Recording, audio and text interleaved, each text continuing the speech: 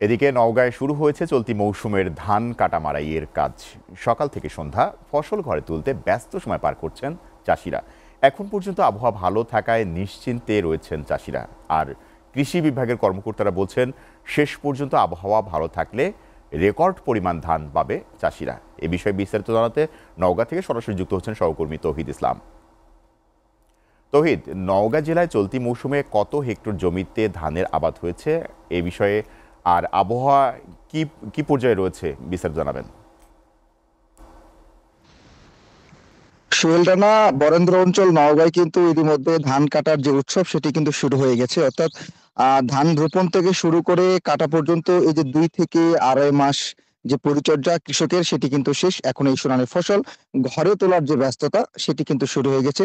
নওগাঁর মাঠে মাঠে আসলে আপনারা নিশ্চয়ই দেখতে পাবেন যে একদম সকাল থেকে শুরু করে সন্ধ্যা পর্যন্ত এই যে ধান ঘরে তোলার যে ব্যস্ততা শ্রমিকদের সেটি কিন্তু একদম পুরোদমে শুরু হয়ে গেছে। এবছর চাষিরা বলছেন যে এখন পর্যন্ত আবহাওয়া যেহেতু ভালো আছে, শেষ পর্যন্ত যদি আবহাওয়া ভালো থাকে তাহলে এই যে কষ্ট ফলানো ফসল ধান সেটি তারা আসলে ঘরে তুলতে পারবেন। এবং এই ধান ঘরে তোলার মধ্য দিয়ে চাষিদের কিন্তু অনেক রকম স্বপ্ন থাকে, তাদের খরচ থাকে, বাচ্চা কাচ্চাদের পড়াশোনা করা আর সংসারের অন্যান্য খরচ সহ সারা বছরের যে একটি খরচের যে একটি আয় সেটি কিন্তু এই ধান থেকে আসলে কৃষকরা পেয়ে থাকেন। এবং কৃষি বিভাগের পক্ষ থেকে বলা হচ্ছে এবছর জেলায় প্রায় 1,93,000 হেক্টর জমিতে ব্যুরো ধান চাষ হয়েছে এবং এর পাশাপাশি কিছু উচ্চ ফলনশীল ধান চাষের আগ্রহ কিন্তু চাষীদের করা হয়েছিল। এবং বেশ কিছু এলাকায় কিছু উচ্চ ফলনশীল ধান চাষীরা চাষ করেছিল যাতে করে ফলন তারা বেশি পায়। এবং এই উচ্চ ফলনশীল জাত আসলে দিন দিন বৃদ্ধি পাচ্ছে এই বরেন্দ্র অঞ্চল নওগাঁয়।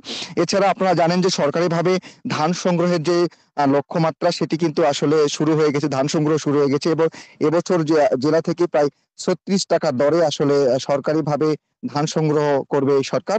আর যদিও কৃষকদের পক্ষ থেকে একটি অভিযোগ আমরা বরাবরই পাই যে এই ধানগুলো আসলে সরাসরি গুদামে দিলে সেক্ষেত্রে ময়স্চার সহ বেশ কিছু জটিলতার কারণে তারা সরাসরি একদম গুদামে ধান দিতে পারেন না কৃষকরা। এই এই যে একটা অভিযোগ বরাবরই থাকে। তবে খাদ্য বিভাগের পক্ষ থেকে বলা হচ্ছে যে চাষী পর্যায়ে, কৃষক পর্যায়ে এবং ব্যবসায়ী পর্যায়ে সকল পর্যায়ে আসলে তারা ব্যাপক প্রচারণা চালিয়েছেন এবং তারা আশ্বাস দিয়েছেন যে তাতে করে যত কম যত কম করে আসলে এই জটিলতা কমানো যায় এবং এই তারা যেন এই ধান সরাসরি যেন কৃষক ধান খাদ্য গুদামে দিতে পারেন। এছাড়া চাষিরা বলছেন যে এই এমন আবহাওয়া যদি ঠিকঠাক থাকে তাহলে শেষ পর্যন্ত তারা ঘরে ধান তুলতে পারবে। সোহেল রানা, এমনটি ছিল নওগাঁ থেকে ধান কাটার সর্বশেষ তথ্য।